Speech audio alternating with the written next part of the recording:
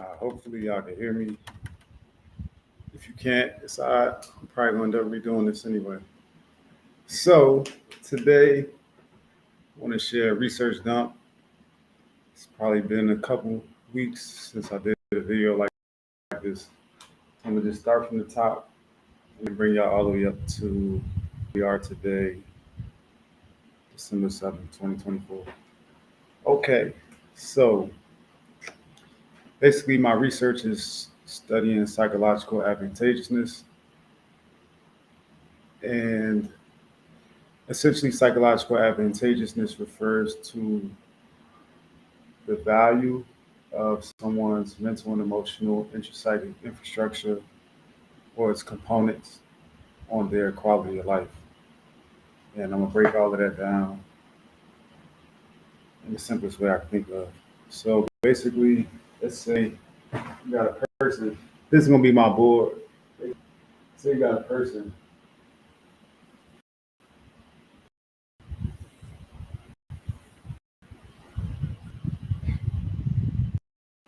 Um, let's say let's say you have, before we even get to a person, one of the main assumptions in my research is souls exist. So let's just say this is a soul, somebody's soul, and then you get like a body, you get a body around the soul, and so essentially, when a baby is born, right, they're born into a environment, into a context, into a society, a family, a group, and they start to learn things in those early childhood years, like how to talk, how to walk, how to eat, what to eat, when to eat. They learn like culture, and in the process of having these experiences, babies do a lot of putting things in their mouth, like a lot of exploration of the environment. And so there's this first like formative years. There's a process of establishing just base knowledge of good, bad, hot, cold, different things about life. During that process, the soul constructs what I would refer to as their MEII, which is their mental and emotional intrapsychic infrastructure. Mental and emotional intrapsychic infrastructure. And it's noteworthy to mention that there is also a spiritual component to it. So I've been going back and forth about adding SMEI because there's a spiritual component that for me is like you can't divorce that from everything else that's going on because it's the activity of the soul. But even without that for now, just understand like there's a soul that's put on earth inside of a body. In the process of going from a newborn baby to a toddler to like a young child, preteen, through that process, they start to develop tendencies and habits based on things that they taught to do or taught not to do. And so in that process, they develop um, some sense of example for like right and wrong, right? Like babies might not know right and wrong, but as they get older, their parents punish them for certain things and reward them for other things. So then they internalize some notion of what's right and what's wrong, or what's pleasurable and what's painful. All of that information is kind of like dumping a bunch of information inside of a filter, right? And each individual person determines, I guess, in partly influenced by their environment, but the environment can't necessarily dictate how you internalize the information or how you store it. They can give you the information, but if you think about the best example I could use would be the game of Tetris.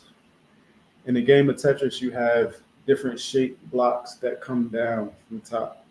And in the beginning, it's very slow. So you have time to like move them around to make everything fit neatly.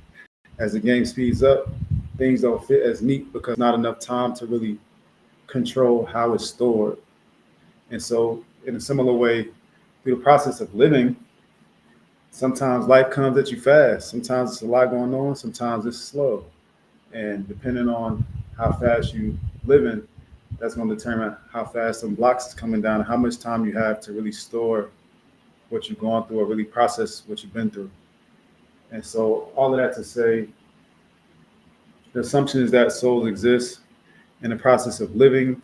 Souls learn things, and everything that they learn about how to be, how to interact with others, all of that information gets organized in such a way that they develop some idea of a self, of who they are.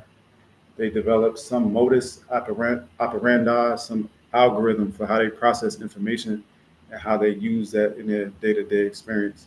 So, in this example, the soul creates their mental and emotional intrapsychic infrastructure based on their experience. They just start collecting different knowledge here and there. Oh, I don't know, lying is bad.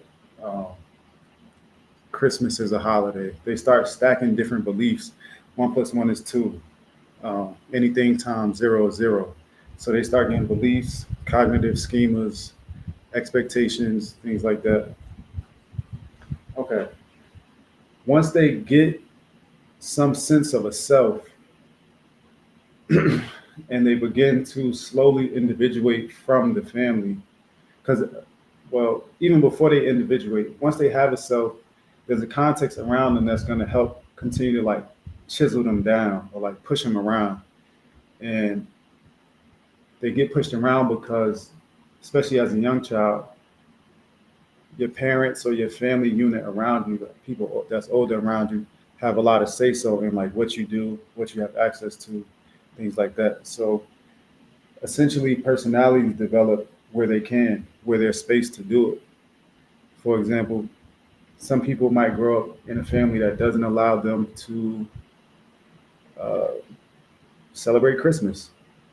And so that wouldn't be part of their MEII. Their MEII might actually have consist of a belief that Christmas is not what it means, it's not important, or maybe it's a commercial holiday to make money, whatever. However they internalize it will be, idiosyncratic, but like personal to them. You can't really predict. Well, I can't predict that, but for the sake of the example, let's just say that it means something to them, and then they act accordingly. So your MEII is going to affect. Ultimately, it's going to affect their quality of life. So, prime example: the soul is in the body, right? They live in a house. In the house, say mom is cooking, and mom, I don't know, drops some chicken on the floor, some uncooked chicken on the floor, and the baby go and eat it. Then it gets sick.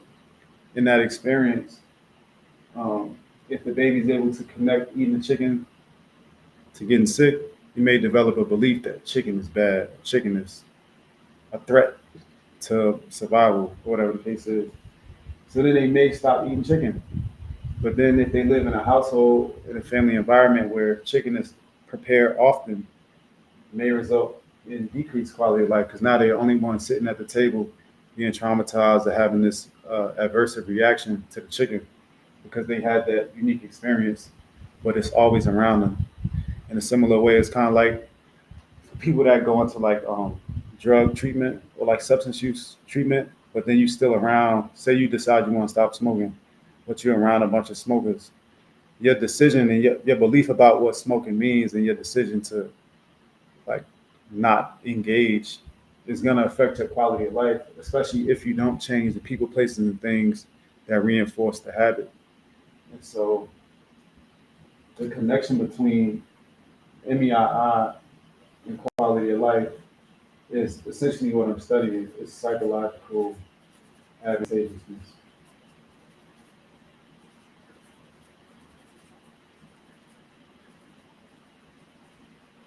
I know that's a long word, but long two words, but essentially is saying there's a connection between somebody's internal world and then the results that they get like outside of themselves. What you achieve in life is going to be based off what you believe, what you know, what you don't know, what you expect, the language you speak, your mannerisms, how you carry yourself, how you resolve conflict.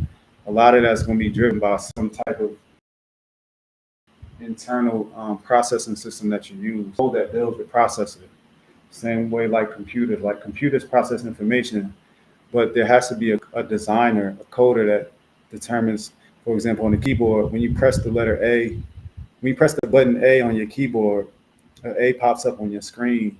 But the only reason that happens is because there was a designer that attached that button press to that outcome on that screen. But if you were to play like a video game on a computer, that same A button might mean left, like might make a character in like a shooting game, for example, run to the left. So the meaning of it can change depending on the context, depending on are you in Microsoft Word, are you in this video game?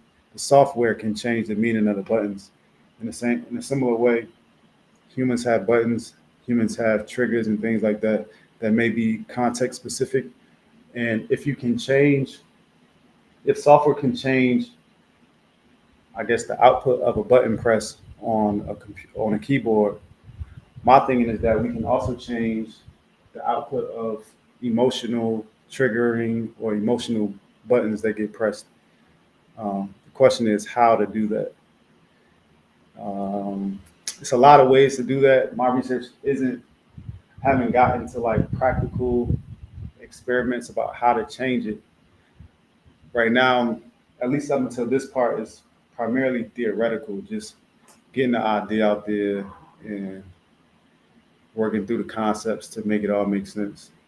But this thing that I described in a somewhat philosophical, esoteric way is also supported neuropsychologically.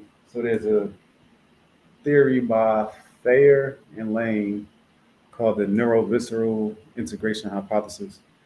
In that theory, basically, they describe how your brain is connected to your heart. For anybody who is interested, I mean, you could definitely look up Thayer and Lane and neurovisceral integration hypothesis. And there's a lot of other theories about how the body's connected. I mean, with common sense, I mean, it's one body. Granted, we have different organs, different organ systems, different groupings of organs, but it's all one body. So there is some interaction between organs, organ systems, all that. So, I mean, in everyday culture, we know your brain, there's a connection between your brain and your heart. Some people feel like they get torn between their mind and their heart, or their thoughts and their feelings. Um, but I just say that to say, like, even a layperson that's not studying science has some semblance of understanding that there is a connection between the two. And basically, the connection has like a hierarchy, basically on they will put they would basically say like your heart. Let's just say this is the heart, and the brain is up here. There's basically wiring. There's nerves that go from the brain to the heart. Along this path from the brain to the heart, there's 8 levels.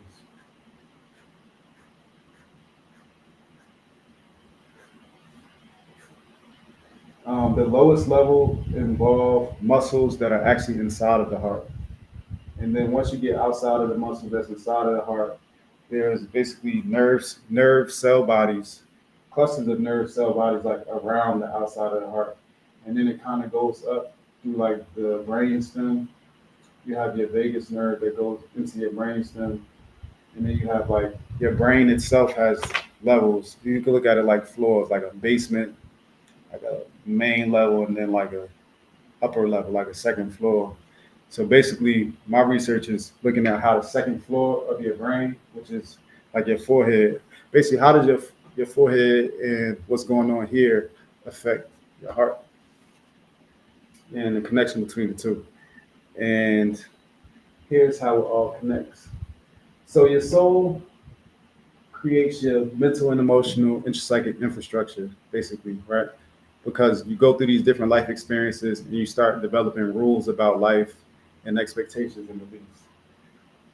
When you develop who you are and you develop a paradigm or lens with which you use to look at the world, this begins to filter information. And so information is no longer objective, it's subjective. When you see a situation, it's not just about what you saw, it's about what you saw and how that reminds you of what you've seen in the past, how that fits into what you expected to see and what the context of the situation. A great example that they used when they was talking about the neurovisceral hypothesis was that suppose you are, well, I'll give you a similar example. Suppose you laying in your bed, it's late at night, you about to go to sleep. All of a sudden, you hear like a loud boom sound. For people that didn't grow up in like a war zone or in the ghetto, that might be shocking, right? It might be alarming because that is not an expected sound to hear. It may catch you off guard, and as you get caught off guard, you may not know immediately what it was, but there may be a curiosity, like what was it? What was that sound? And so, with the shock and this unknown potential threat, there's going to be a downward cascade from your brain that perceive parts of your brains that perceive the situation, and then the parts of your body that basically prepare you for whatever your reaction is. So, for example, for somebody who's just their first time ever hearing that, they might hear the sound and jump, and their heart might be a little fast, and they may start to look around for answers and try to figure out like what was that sound. They may even run to the window, look out the window to see what it was, and all of that is gonna have an effect on their heart. While they jumping and going to check and thinking through these things, their heart is doing something, and it may be beating fast. It may be beating at an irregular pace. Their breathing may be at an irregular pace. Like a lot of the bodily systems may just start to shift or contort to prepare them for if they need to run away, if they need to fight. You may have heard about fight or flight, but basically your body is like, all right, what we about to do? And it's preparing itself for that. And so if you switch it around and let's say that happens all the time, in a sense you could say you habituated to that, it's normal. Every night you go to sleep, you hear a loud boom, and you know it's firecrackers because it's July 4th. Only thing that changed is context and I guess your exposure. Being re-exposed to the same thing over and over again can desensitize the fear, but also it changes the meaning of what you heard, and it's going to represent a change in your mental and emotional intrapsychic infrastructure. So when you, for the person who's been exposed to it previously, when they hear the sound, they may not jump. They may just stay asleep, and their heart is going to reflect that. Their heart may stay at whatever pace it was going. Their breathing may stay at whatever pace it was going. And since we know that heart rate, like your heart rate variability, is basically a predictor for like heart disease. And people that have low heart rate variability, y'all can fact check me on all this, but typically people that have low heart rate variability, meaning your heart stays within a limited range, you're not getting like the full ups and downs. You're just, it's like the heart will stay within a certain range. Um, they are more prone to like heart disease and things like that. They're also more prone to um, like mental illness, like depression, anxiety, things like that, rumination, like being stuck in a thought loop. And part of that makes sense because if these two are connected, right, and the thought that, oh, this is normal is associated with a calm heart rate, and the thought that, oh my God, what was that? What's going on is associated with increased heart rate, like, you up, you trying to figure out what's going on. To me, it makes sense that for people that experience those things long term, that it would reflect on the overall variability of their heart. So for people that, um, not to lose the point, basically, what I'm getting at is that for people that experience calm thoughts or like some sense of peace in their perspective when they experience a loud boom or whatever the situation is, their hearts may be less stressed because they're not doing the constant heart beating fast. They're not scared. Their body's not pumping adrenaline and cortisol. Their body's not producing all the biochemicals associated with fight or flight. You're not supposed to be in fight or flight long term anyway. It's supposed to be a short term, like get you out the gym and then you go back to your baseline.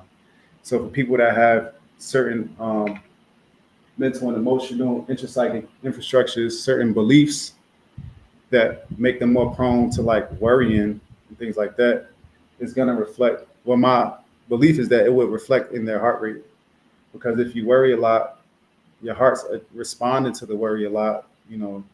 So all of that to say, if we want to change this, we can start here with your mental and emotional intrapsychic infrastructure because that's going to determine the downward cascade to your heart at the end of the road. The way that we change this is maybe we just change a part of it. The best example I could use would be the story of the Three Little Pigs. For anybody that grew up in America, you probably already know the story. Basically, it's three pigs. I want to say it was all brothers. They all built a house. One built their house out of straw. One built their house out of sticks. One built their house out of bricks. And then there's a wolf that comes, and the wolf tries to blow down all the houses. And the wolf blows down the stick house, the straw house, but can't blow down the brick house. And then I don't know if they like beat up the wolf or killed the wolf, but I want to say at the end the piggies are like happy. They survived the situation. So to me, we could use that same story, but instead of making it three different pigs, you can make it one pig, and it tells a story of like how they developed over time. The pig with the straw house, which is the weakest house, is similar to a child believing in Santa Claus, and it's a weak house because that belief that belief is easily defeated. When your beliefs have weak reasons, to me, it's a weak belief to hold because almost any most people have enough logic to basically expose the holes in that belief, and it doesn't make sense anymore. So for a kid going to school believing in Santa Claus, if they're around, their peers that don't believe in Santa Claus, it's kind of over for them in a sense because the kid's gonna tell them, yeah, your mother bought them presents. You don't even have a chimney. Santa's not, how Santa go to all these houses in the same night. It's a lot of logical attacks you could position towards that. All of those attacks would be equivalent to like the wolf in the story. So to regroup, like the pig builds a house in the same way a soul builds a mental and emotional intrapsychic infrastructure. The wolf essentially represents life events, life situations. Could be something somebody says, something somebody does, could be an experience that you have personally that's going to challenge your mindset, your paradigm. Either it's going to reinforce what you already believe or it's going to go against it. And then as a soul, you get to pick, do I want to ignore that? Do I want to dissociate and live in la la land, even though you convinced me that I was wrong, but I'm not ready to accept it. So I'm going to just live in my own world.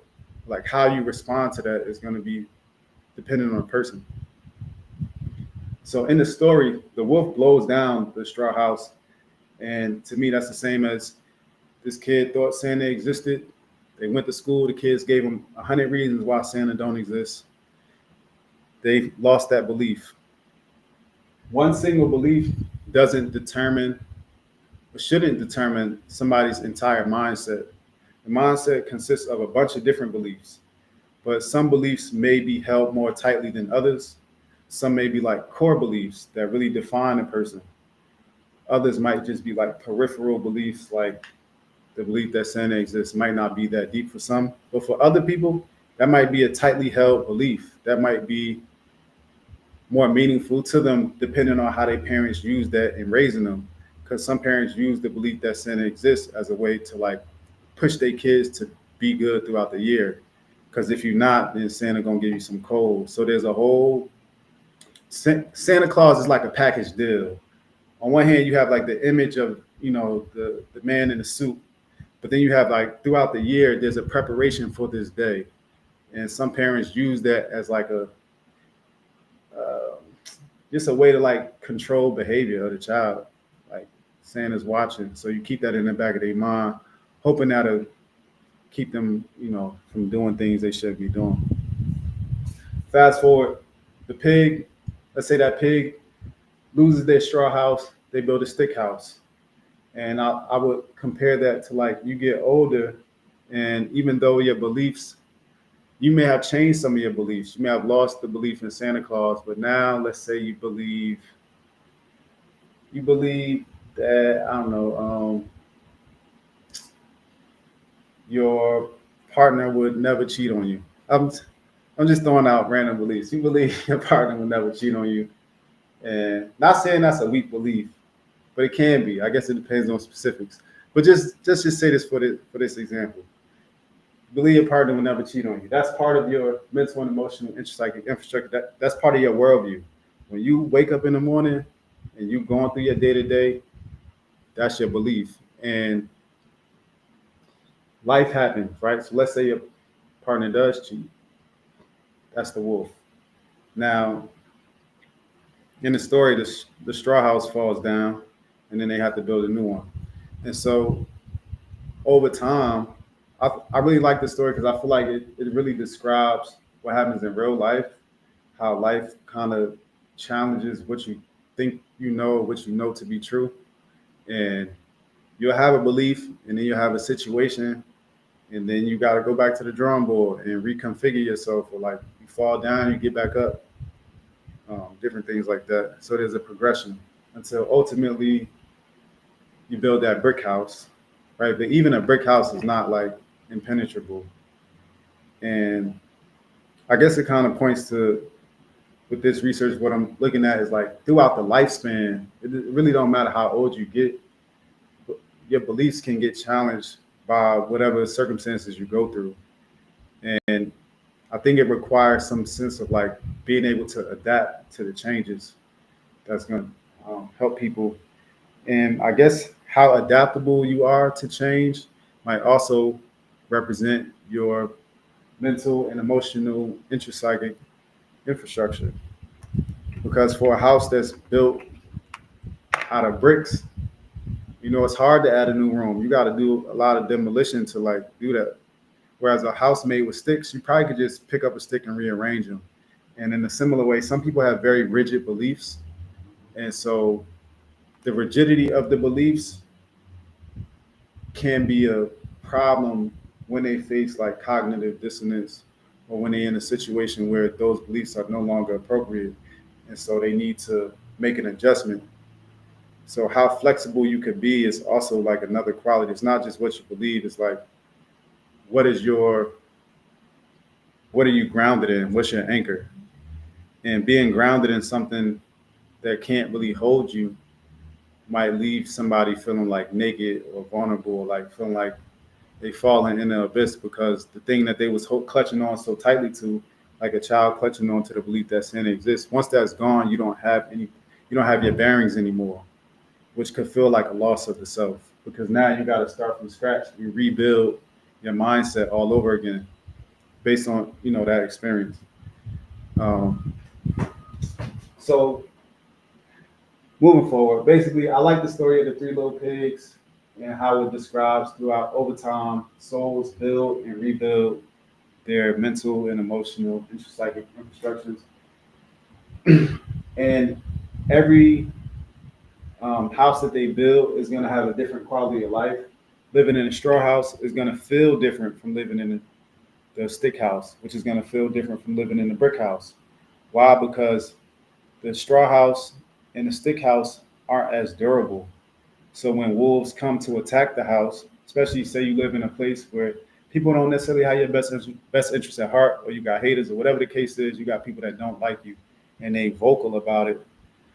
You may need a more sturdy, durable house that can protect you in those times, and so it may require having more durable or sturdy beliefs, more sturdy or durable knowledge, tendencies, habits, mannerisms, spiritual practices, all of the above. All of those things kind of go together into forming that house.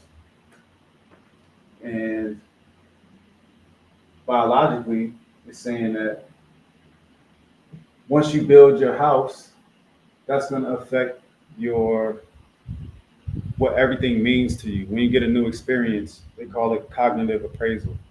Is it good? Is it bad? Is it something I want to go towards or move away from? All of that is going to be affected by your worldview, your perspective. And when you change your perspective, it's going to change what things mean to you, which is then going to change this cascade from your brain to your heart. Because everything between your brain and your heart is responding based on the appraisal, based on whether you perceive this as something that's beneficial, and then you get like happy hormones, or you perceive it as something that's life threatening, and now you pumping adrenaline through your body and cortisol and all these stress hormones, and you can deal with stress eating or uh, alopecia, or some people have like skin rashes or hives or whatever the case is, different bodily reactions that come from stress, especially long-term stress, because people may not necessarily, especially as you get older, you may find a house that you like after a certain point. Your perspective on the world may become durable enough that it doesn't change often. And if it does change, it may be more on the peripheral beliefs rather than the core beliefs. And that's just a function of finding out what works for you. So for somebody who was raised Christian, who believes that Jesus is the Son of God, that may be a core belief that they're not willing to let go of. And that may be a belief that they hold, even when other beliefs fall down, say the partner cheats, or different things happen in life, or they was believing Kamala was going to get elected and then Trump got elected. That's a clash because the expectation and what actually happened don't line up. But they still may maintain a belief that Jesus is God's son. Um, that's okay. What ends up happening is as they go through the lifespan, uh, basically the belief that Jesus is Son of God may eventually get put on the table up until a certain point. And I guess depending on how you live your life, you can keep it off the table. Like you can keep that belief from ever being like the topic of discussion or like on the chopping block. But life kind of has twists and turns where you may come to, I don't know, some spiritual awakening where you start to think about the politics behind religion, where did Christianity come from? You do a deeper dive into religion and what it means to be religious versus spiritual. And then you may come to confront some of those core beliefs whenever the person is ready to do that, which would lead to them changing their mental and emotional intrapsychic infrastructure. So, more tangibly, in my research, I recently administered this survey. Thank you to everybody that took the survey. If you are interested in taking the survey, the link is still live. But basically, the survey is testing to see what people believe, for one, like what beliefs do people have, and two, what's the connection? What's the connection between beliefs that people have and their quality of life? Based on my theory, I'm seeing it as your beliefs can influence your quality. Like your beliefs can either make your quality of life better or worse. For example, for a married man who believes that men should, maybe he believes in traditional gender roles, but he may not have the means to live that out. That might create a conflict, right? So his quality of life, such as marriage satisfaction, might go down because if you have a belief, for example, say he believes that men should work outside the house and women should work inside the house. But he in a situation where, say, his wife out earns him, she got a job, and the dishes need to get done. But his belief is that men work outside the house. So now you're in a situation where your beliefs and your experience don't match. So then what do? Are y'all arguing now? Now we're going back to quality of life. Now y'all arguing because you feel like you shouldn't have to wash the dishes, but she feel like you probably should because she out working all day. She ain't trying to come and watch this. And you in the house, whatever the case is. But that's just to show if he were to change his beliefs to say, you know what, maybe either make an exception for himself to say, even if men generally should work outside the house, I'm going to do these dishes. Or how he rationalize it to himself, that can improve marriage satisfaction because it's going to improve the behavior that he does, and it's going to improve biologically how his thoughts affect his heart. Because if he believes that men should work outside the house, women should work inside the house, and it's dirty dishes, if he's asked to do the dishes, his body is going to respond to the fact that he was just asked to do something that goes against his beliefs. So that could lead to irregular heartbeat, lead to, I'm just throwing out things. These aren't like findings. I'm just piecing things together logically, but there's going to be biological sequelae from that belief. When you change the belief, you get different biological reactions, and you can get better reactions, which means that modifying your mental and emotional intrapsychic infrastructure can improve your quality of life because it's going to improve how you see the world. And to me, that's not like a super novel idea, because I've consumed a lot of motivational content like over the years. I've consumed so much of it. Sometimes I don't even want to hear, consume so much of something, you get a little tired of hearing it. Even though like I do think it's a beneficial addition to my life, like to keep the content, going, but sometimes I don't want to hear it. But what I gathered from listening to it for years is that it's essentially about changing people's beliefs. When what's his name? Jim Rohn used to talk to people about sales, and I don't want to misquote him, but the idea is that you got two salesmen. One salesman might say, I'm gonna go door to door, and if they say no, I'm gonna leave. The other salesman might say, I'm gonna go door to door, and I'm gonna keep going door to door until I hit this number of yeses or this number of sales. Two different beliefs, two different amount of sales, two different job positions. One might get promoted, one might get fired.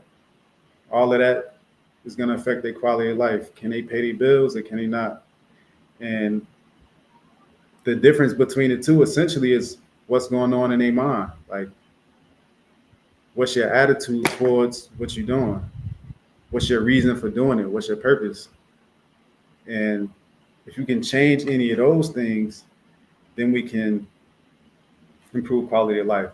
The problem that the research is answering is that up until now, people don't really analyze their beliefs. And a lot of people believe what they were raised to believe. And that's not a knock against them. It's just a lot of times we turn blind eyes to our own beliefs. We just believe it because it feels good, or it's because it's familiar, or because that's what we're told to think. And I think, especially living in America, because this is where I grew up, sometimes it's very clear when I feel like the media has a uniform opinion on something and they push it like everybody should feel this same way about this thing. Everybody should interact this way about this thing. A great example, specifically in New Jersey, was lantern flies. I had never seen lantern flies until like maybe 5 years ago. Like growing up, I never seen them. And I'm not sure, I didn't do much research into like where they came from. I was told they came from another country or something like that. And they were bad for like the vineyards or something like that. Like something like that. Or the trees. And it was just like, I don't know where I saw it, but it was like kill them. It's like a mass hit, like a wanted poster for lantern flies. If you see them, kill them. And I'm just like, that's crazy that as a society, you'll really see people out just killing these insects because they were told to. I'm not saying that they were told, they were told wrong. Maybe they were affecting the grapes, but we never checked. And that's the point. We never check. It's like going to a mechanic. You go there, they take your car behind this closed door, and then they come back and tell you something. It's like it's no way to check. Same thing with doctors.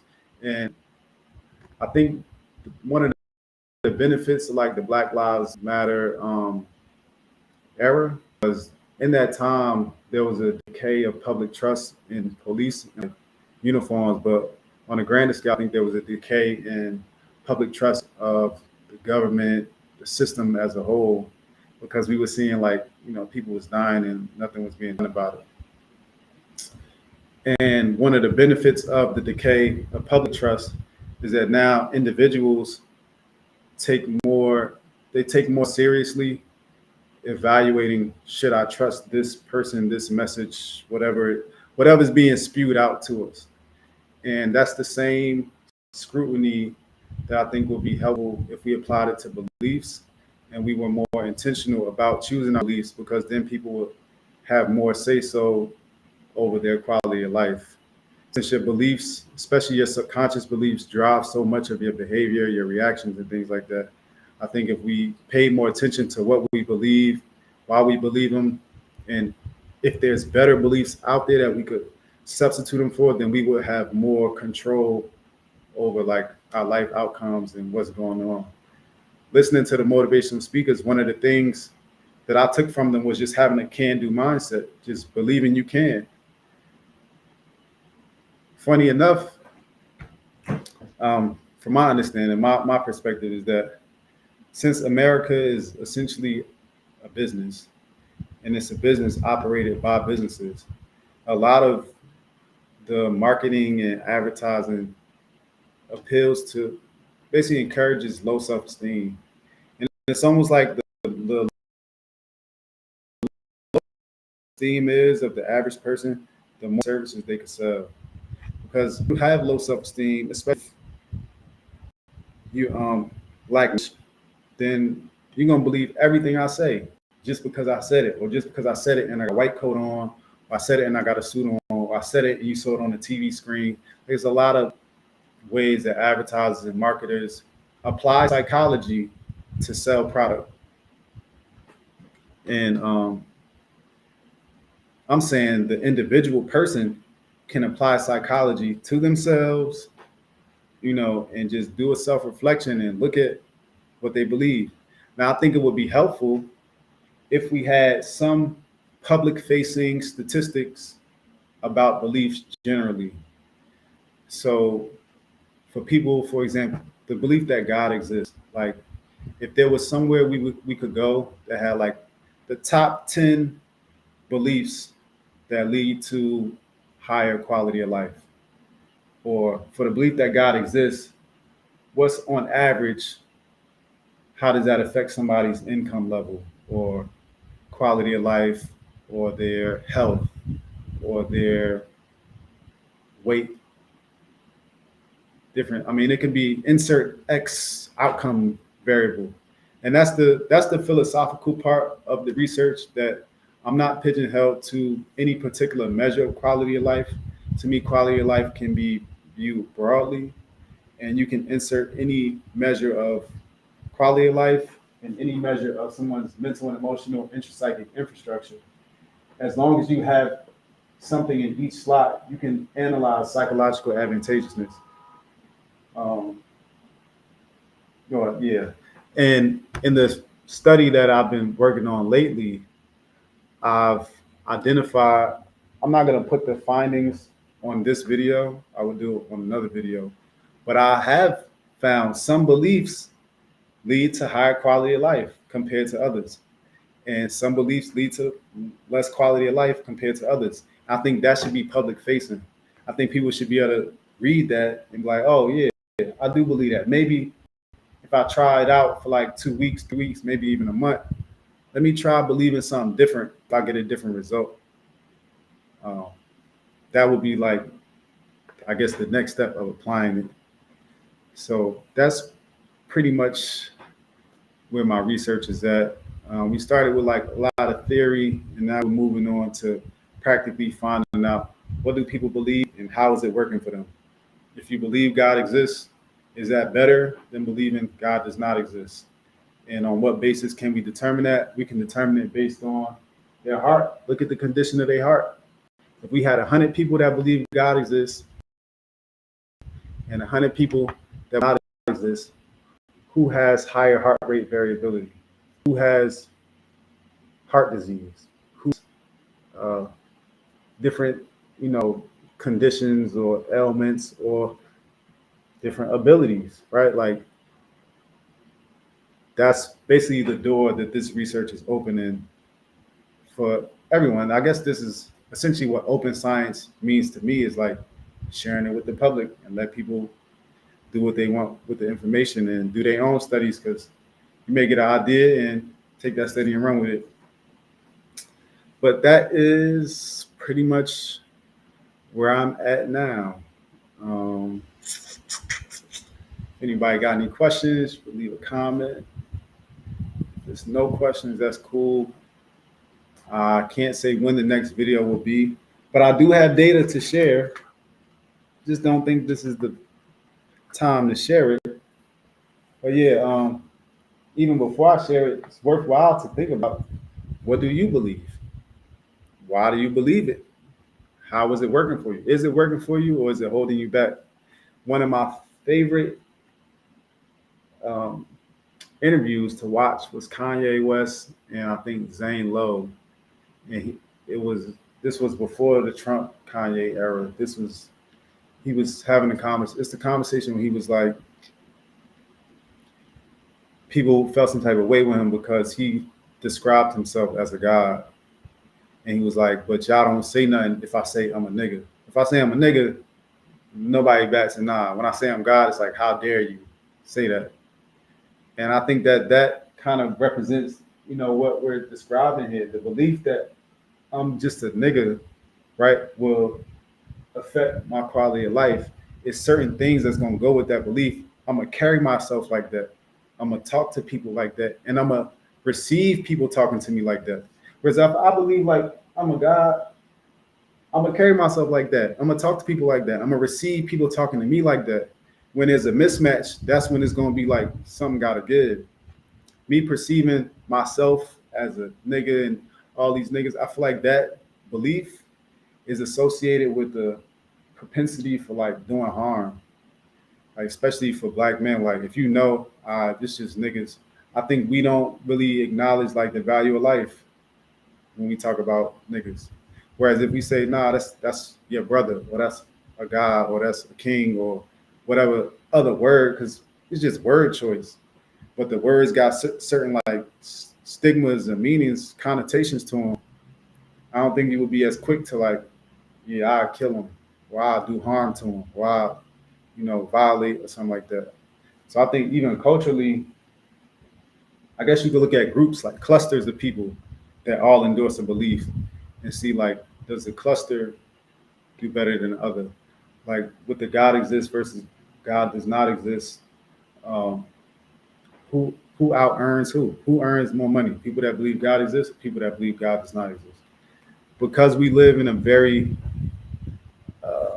Judeo-Christian Muslim society, I would bank on people that believe God exists probably out earn people that believe God does not exist in general. But that's just a hypothesis. But yeah, think about what you believe. Maybe change them. Maybe try them out. Try new beliefs out. Swap them out.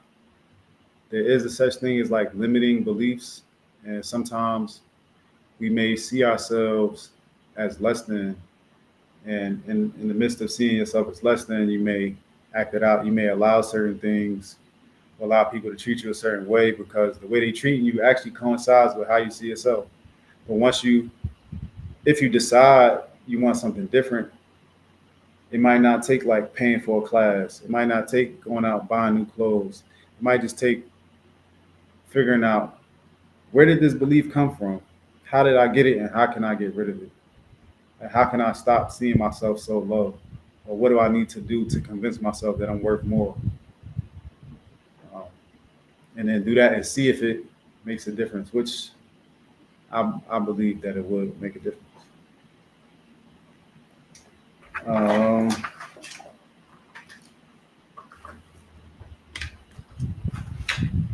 yeah, I think that's pretty much it. Only thing left is like sharing the data, but again, I'm gonna do that another day.